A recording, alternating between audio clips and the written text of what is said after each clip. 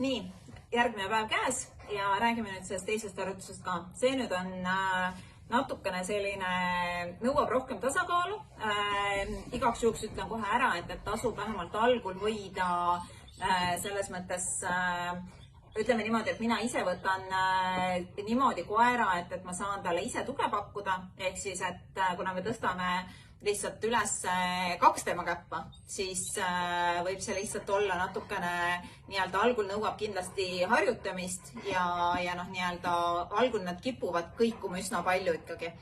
Et aga lähme siis selle teise harjutuse juurde. See nüüd on väga hea selline jällegi kerelihaste harjutus. Tule Fenton siia poole. Tule siia poole. No tule nüüd. Nii. Ja ma saan aru, et seal on omanik, aga tule nüüd siia. Nii.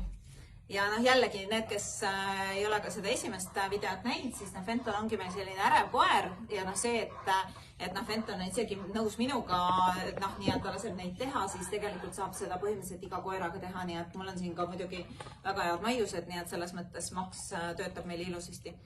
Nii, aga näitan siis ära, põhimõtteliselt see loogika on see, et me nüüd tõstame, et kui me eile tõstsime üles ainult 1 jala käppa korraga, siis nüüd me tõstame 2 käppa, aga mitte korraga. Nüüd on see, et sisuliselt ma tõstan üles 1 tagumise käppa, lasen tal natukene tasakaalu hoida.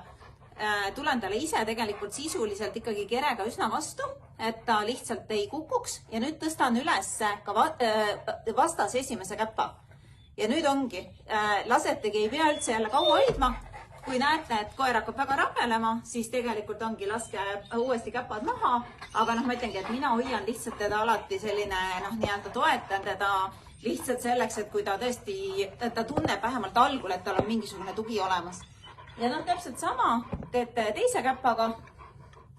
Minul endal on kogemus see, et tagumist käppa on lihtsam enne ära võtta. Tõstate tagumise ülesse ja siis annate talle natukene aega ja siis võtate esimese. Nii, nüüd hakkas kohe kukkuma. Et sisuliselt ongi see, et me lihtsalt, nüüd ta toetab täitsa minu vastu. Ja, mis nüüd juhtus? Läks pahasti või kukun hästi. Et selles mõttes siin on ka see, et kui ikkagi see üks käpp kipub olema nõrgem, siis ta võib nii-öelda mitte, aga ongi, mina ütlen jällegi seda, proovige uuesti, et see nõuab natukene harjutamist, aga selles mõttes ongi jälle selline 2, 3, 4, 5 sekundit võite lahti lasta.